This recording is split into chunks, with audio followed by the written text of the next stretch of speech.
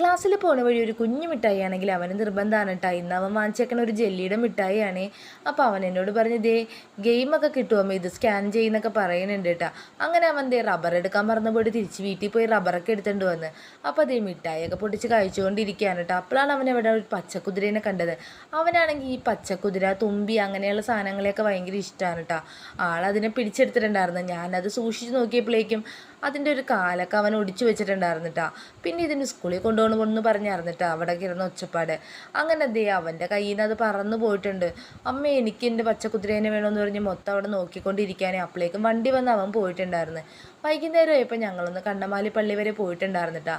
തിരിച്ചു വന്ന വഴി കുറച്ച് പച്ചക്കറിയൊക്കെ വാങ്ങിക്കാനുണ്ടായിരുന്നു. അപ്പോൾ അതൊക്കെ വാങ്ങിച്ചതേ ഞങ്ങൾ തൊട്ടടുത്തുള്ള ഒരു ബേക്കറിയിൽ കയറിയിട്ടുണ്ടായിരുന്നു. അവൻ പറഞ്ഞു വിട്ടിട്ടുണ്ടായിരുന്നു കട്ട്ലേറ്റ് വേണമെന്ന്. അപ്പോൾ എന്തായാലും കയറിയതല്ലേ എന്ന് പറഞ്ഞ് 2 ഷേക്ക് കൂടി ഓർഡർ ചെയ്തിട്ടുണ്ടായിരുന്നു കേട്ടോ. അങ്ങനെ ഞങ്ങളിതേ അവിടെ നിന്ന് വീട്ടിൽ വന്ന് അവന് കട്ട്ലേറ്റും ചായയൊക്കെ കൊടുത്തിട്ടുണ്ട്.